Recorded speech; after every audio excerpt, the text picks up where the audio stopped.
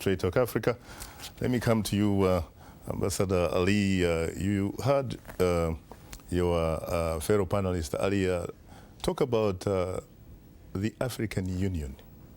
He says that the African Union is very bitter about what NATO and the United Security Council is actually doing or has been doing in Libya. What is your reaction to that? Because the last time I checked, really, there were 3 African countries. We're talking about Nigeria, South Africa, and Gabon. And the 3 of them actually voted for Resolution 1973. Well, unfortunate that the position of the African Union is not really fully support the Libyan people. What do the African Unions expect from us to do? While Gaddafi, he's using his airs to strike civilians. What the African Union suppose us to do when the Gaddafi's machines gun killing the innocent people in the street just because they said we want our freedom, just because they said where are our children, our sons who've been taken from Gaddafi and being killed in Abu Slim prison, 1,260 political prisoner killed in less than 2 hours. Then if the African Union, before they stand up and criticize our demand for the international help, they should come out and they should speak to the Gaddafi with one voice and they tell him, you stop killing of your people. If they did that, there is no need, of course, to go to the Arab League, to go to the United Nations. But do you think the international community will wait for Gaddafi's to make Benghazi and the eastern part the biggest cemetery in the history of North Africa? Well, like what happened in Srebrenica, like what happened in Rwanda?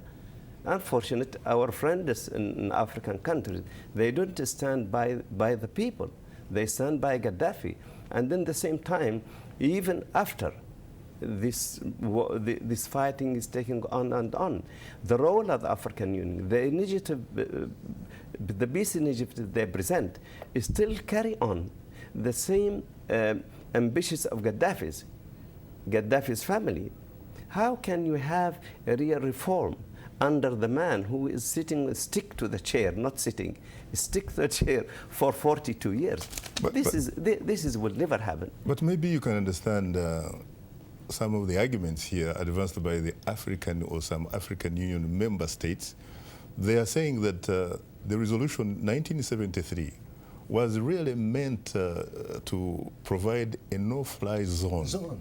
And the argument was, the justification was it was supposed to protect Libyan lives. Yes. But that what we have been seeing in the last several months is that there is some evidence that perhaps as a result of collateral damage, human error or whatever, that this NATO bombing has probably killed a lot of people. Yeah.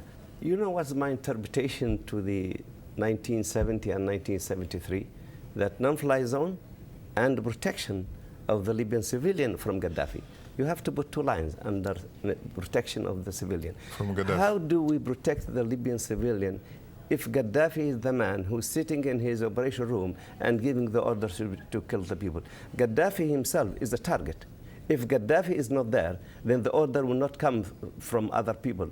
Maybe they will find a solution.